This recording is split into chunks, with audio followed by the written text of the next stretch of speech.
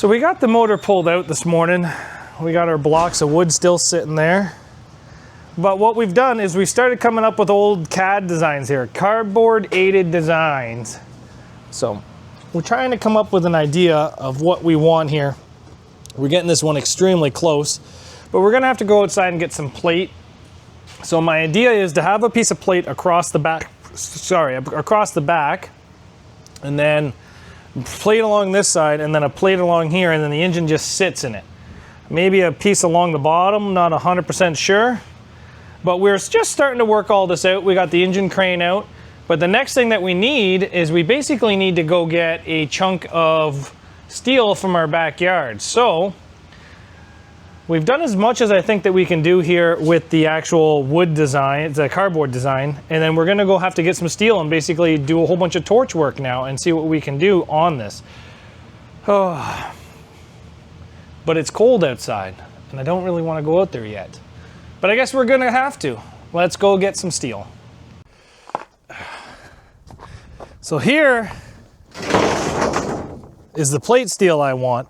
But the problem is this plate steel is very, very heavy. And I really don't want to carry it. We need to find a way to get this from here to the shop without hurting my back. Let's go find something.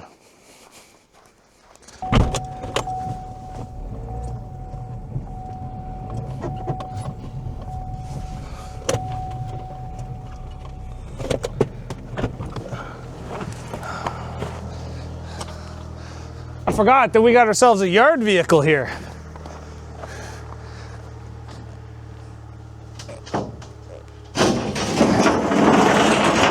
And it looks like it's almost the correct height, where I don't even, it's got my fingers, have to lift it that much. Will it fit? Maybe I should have put it on the hood.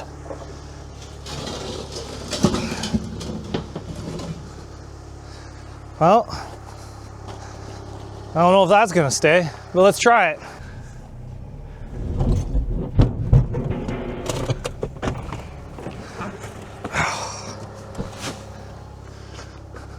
Whoa, geez.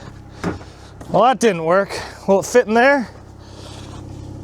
Am I just making more work for myself than what I actually could have done in the first place? Oh.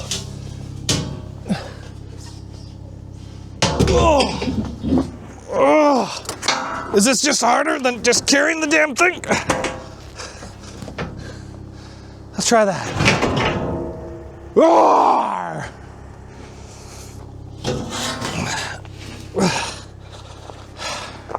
Okay, maybe this isn't gonna work. What if I put it all the way onto the roof?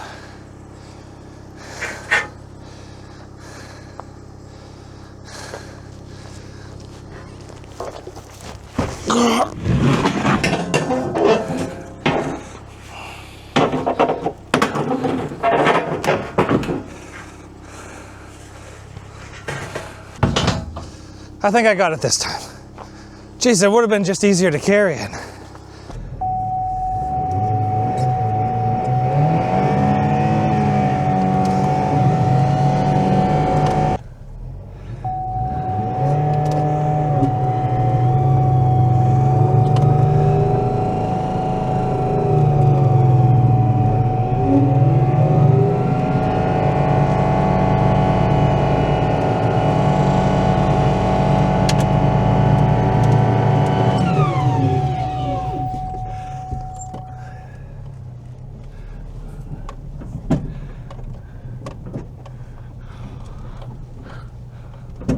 When in doubt, gas her out. Something tells me that was actually a lot harder than actually just carrying it over here, but it's done now. Now we have to struggle to get it from here to inside the garage.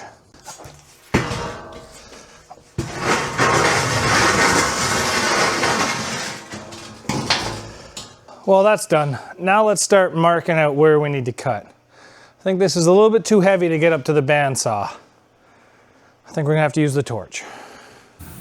So after about an hour, we've gotten to this point right here.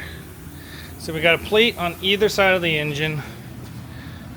We got a plate on the bottom to catch the factory motor mounts.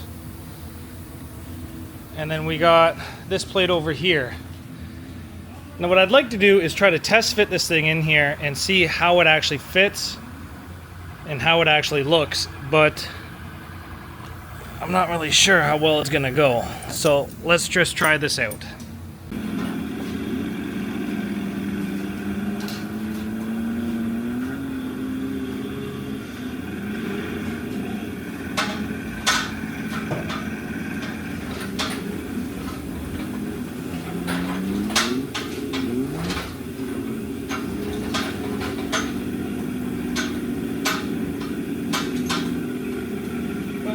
The car down, sorry, the engine down, we're going to bring the car up and see how it looks.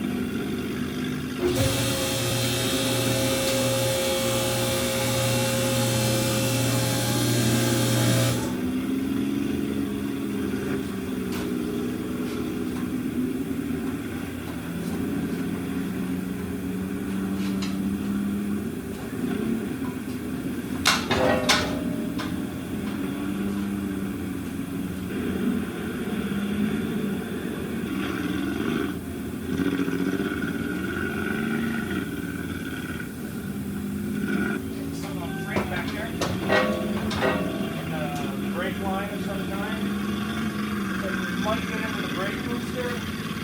Yeah, we got it in the back quite a bit now. Okay, time to trim a little bit more. And try it again.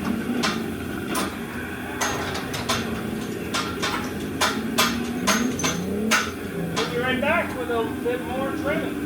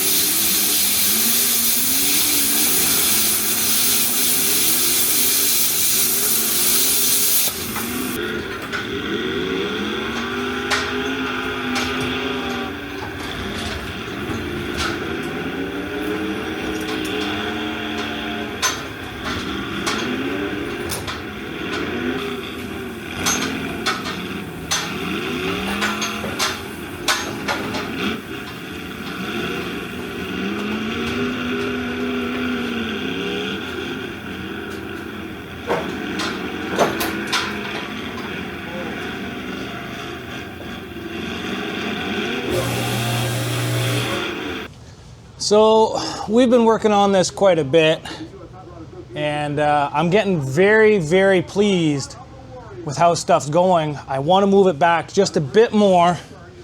Obviously this has to be cut just a little bit more. It's just sitting on it. But we got this plate, we got the front bumper plate, and I'd like to put another one up here. And then I'd like to put some stuff on the back as well. But this is looking pretty damn good. I'm very, very pleased with this. The motor is a little bit wider than I thought it was going to be, but I think it's looking pretty good. I got some bars I got to put in here some places and then go from there. So let me get you guys close to this so you can see how it's looking. It is a mess inside this shop. Between the torches, the plasma cutter, which gave me a lot of issues and burned the shit out of me, and then the welder, and I'm forgetting that I had the welding shield set up for grinding for the plasma cutter, and then I flashed myself, so everything's seeing stars. Let's go take a look at this car. So that plate does have to be cut just to make this thing go back a little bit more. And then we come across the front, everything's looking nice and dandy up here. And then we come across here, again, nice and dandy. I just have that sitting on there. My plan is to come in there and cut that once I get it to where I want it to be.